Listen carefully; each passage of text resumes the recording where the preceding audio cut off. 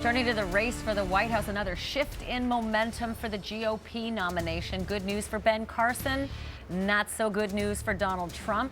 Got a brand new poll from CBS News and the New York Times, and it's nationwide, folks. It shows Carson at #1, riding a surge and pushing the perennial frontrunner Trump to #2 in a national poll. That news coming on the heels of several polls showing Trump running second to Carson in Iowa. And Trump this morning was mystified. We seem to have hit a chord, but some of these polls coming out, I don't quite get it. I was #1 pretty much in Iowa from the beginning, and I would say we're doing very well there. So I'm a little bit surprised. The other polls, as you know, in other states are extraordinary, actually, but this one I don't quite get. This one he doesn't quite get. So with me now, Republican strategist Cheri Jacobus and Democratic strategist Robert Zimmerman. I think a lot of people, like you folks included, have been saying for 3 months, I don't get it. I don't get it. And now Donald Trump is saying, I don't get it. Is this going to be short-lived? Is this something he's going to have to get? Do we think it's going to have an effect on how he talks about other states that weigh in with their polls? Weigh in. Look, this was bound to happen. We all knew it. He hung in there for a long time. He got the bulk of the media coverage. He benefited from a huge Republican field, but he has said and done some things that have given Republican voters pause. I also think that the lead for Carson. Wait, like what though? Because he has like said and done things all the way along that would have normally given Republican voters pause. I think the most recent dynamic is we are now on the heels of his 9/11 comments, and I don't think that Republican voters and most voters took kindly to that. But it was okay to say that John McCain wasn't as admirable as a capture. Yeah, and then his comment about POWs, and then I think too you've got voters, Republican voters in particular now. They also saw Hillary Clinton last week at the Benghazi hearings, where we now know that Ambassador Stevens made multiple requests for help. And Cheri, I give you credit for trying to spin out of this one, but I think what voters are looking for now is a true commander-in-chief, and character and temperament matter. Or is it that they're paying closer attention as the days wane towards the actual vote and starting to say, oh, you know what, details matter? Well, you know something, the good news for the Republican establishment is Donald Trump's not the front runner today. The bad news is Ben Carson's the front runner. No matter how you slice it, both represent such extreme rhetoric and behavior that they're really out of touch with the mainstream of the country. What's most interesting to watch as this unfolds is that now that we're moving into the serious season where people start looking at issues, is Donald Trump really going to spend his own money? Those of us from New York don't have any great expectation that he will step up and spend it. Oh, he's only spent $2 million so far. Yeah. I was in New Hampshire about serious investment in organizing and bringing the vote. The other thing to look at that people have to focus on is the emergence of of Marco Rubio, and also the emergence of Ted Cruz. They're gaining strength in that poll, which means they're positioned. I'm going to ask you about that in a minute. Just before I let Trump go, he said something yesterday which really resonated with me because I spent a lot of time in Afghanistan. I got to know the issue of the burqa very well. I have one, actually. And he said something like, well, you know, for crying out loud, the burqa, they like wearing the burqa for crying out. They don't have to put on the makeup, and they can say, honey, I'm ready to go. And he got a great applause and great laughter from the audience. My question is, for starters, let's be really clear about the facts. Honey, I'm ready to go would never come out of their mouths because they're not allowed out of the house. Right. So let's be clear about the facts.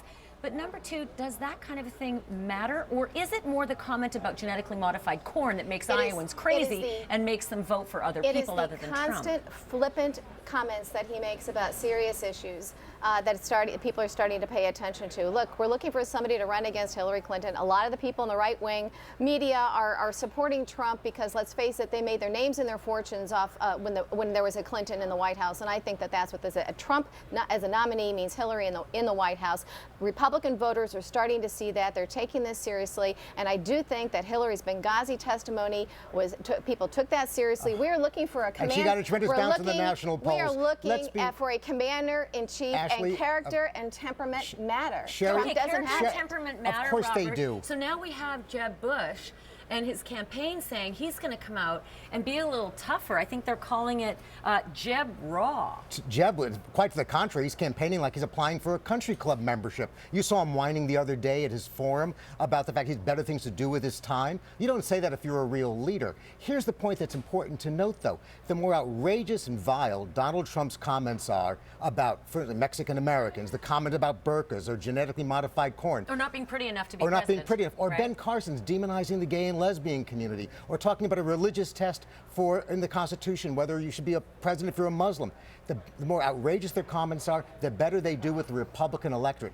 That's their problem. But Robert, the polls are starting to shift away from that. I just suggested that maybe now that people are paying more attention, they don't like that. But you see, you're watching more Republican candidates parrot that. Look at what Ted Cruz is saying about overturning the Constitution, about deporting American citizens, or Mike Huckabee's comments. You're seeing an extremist mentality take hold, because that's what's playing with the Republican electorate. That's what the Democrats love about the GOP primary, because they can take these candidates that are low in the polls and extrapolate these comments. But the problem is we do have Donald Trump saying them. That's why he's falling by the wayside. What's important to look at is the second choice candidates. Donald Trump is not anybody's second choice. It's Marco Rubio. When you look at all of the different candidates' supporters, who their second choice is, that's where you see the rise of Rubio.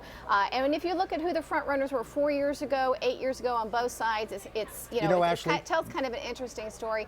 So I do think that the Trump bubble is starting to go away. I wouldn't say it's gone yet. Ashley, my party at the end of this process may need some group therapy. The Republican Party is going to need anger management therapy because of the kind of rhetoric. I want to pop up this poll. On the Democratic side, this is your party, and whether they need therapy or not, they've got the most recent Monmouth University poll has Hillary Clinton steamrolling, just absolutely steamrolling. Look at this. 65% to Bernie Sanders, 24%. And who's that guy on the right? Oh yeah, that's Martin O'Malley. Look, I'm a Hillary Is he going to stick around, Martin O'Malley? Is there a point? I'm a Hillary Clinton supporter, so I'm excited by this, but I have no illusion about these polls either. They're going to continue to fluctuate during the course of this process.